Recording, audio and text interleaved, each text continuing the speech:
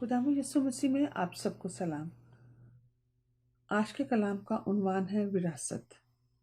गलीतियों 4 बाब और उसकी 7वीं आयत में लिखा है, बस अब तू गुलाम नहीं बल्कि बेटा है, और जब बेटा हुआ तो खुदा के वसीला से वारिस भी हुआ। आमीन। क्या हम वाकई वारिस हैं? गलीतियों 4 बाब उसकी पहली और दूसरी आयत में लिखा है कि वारिस जब तक बच्चा है, अगरचे वो सबका मालिक है, उसमें और गुलाम में कुछ फर्क नहीं, बल्कि जो मियाद बाप ने मुकर्रर की है उस वक्त तक सरपरस्तों और मुख्तारों के इख्तियार में रहता है। आमीन।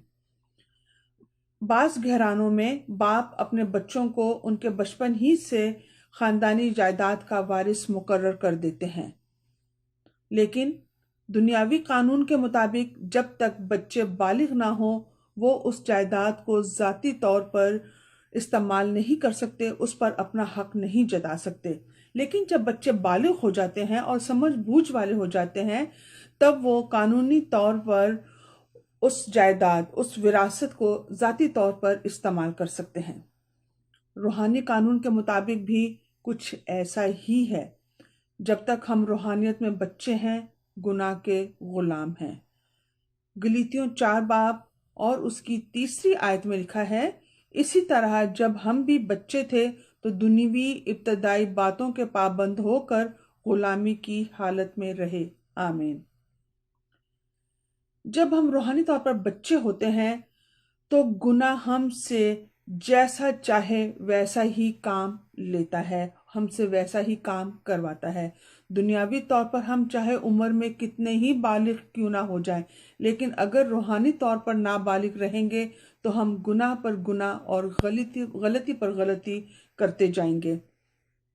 पहला करंथियों उसका 14 बाब और उसकी 20वीं आयत में लिखा है, ऐ भाइयों, तुम समझ में बच्चे ना बनो, बदी में तो बच्चे रहो, मगर समझ में जवान बनो। आमीन।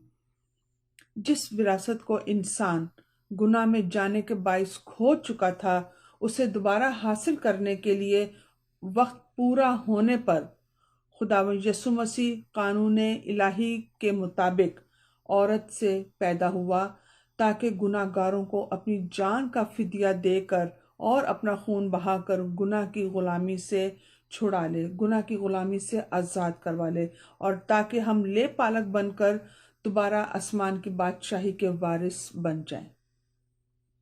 लेकिन क्या हम रूहानी तौर पर बालिग हो चुके हैं या अभी तक हम नाबालिग हैं और जिस्म के मुताबिक जिंदगी गुजार रहे हैं?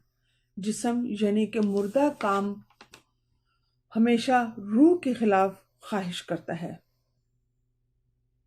गलीतियों 5 बाब उसकी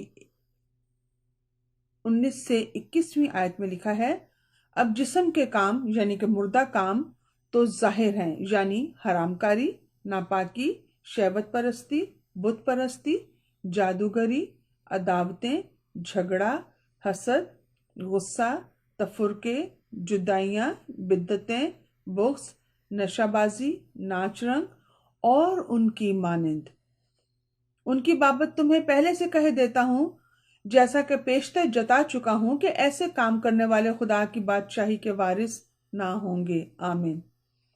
अगर हम जिस्म यानी मुर्दा कामों के मुताबिक जिंदगी गुजारेंगे तो हम जरूर मरेंगे।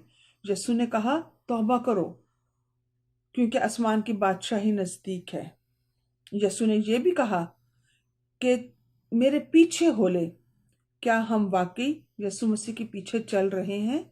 क्या हम वाकई अपने गुनाहों से तौबा कर चुके हैं?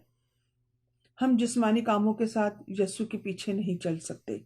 ज़रूरत इस बात की है कि हम रूह कुदस और रूहानी हिकमत की बदौलत जिस्म के कामों यानी कि गुनाह के कामों को नेस्त और नाबूद कर दें और तौबा करें। तब रूह कुदस हमारी रूह के साथ मिलकर गवाही देगा कि हम खुदा के फर्जंद हैं, और अगर हम यीशु मसीह के वसीला से ले पालिक हो गए हैं तो हम खुदा की बादशाही के वारिस भी हैं, क्योंकि अब हम रूहानी तौर पर बालिग हो चुके हैं। उसने अपना खून बहाकर हमें रूहानी तौर पर बालिग बनाकर शाही काहिनों के फ़िरक़ा में शामिल कर लिया है। आज के कलाम से खुदावंद मुझे और आप सबको बरकत दे।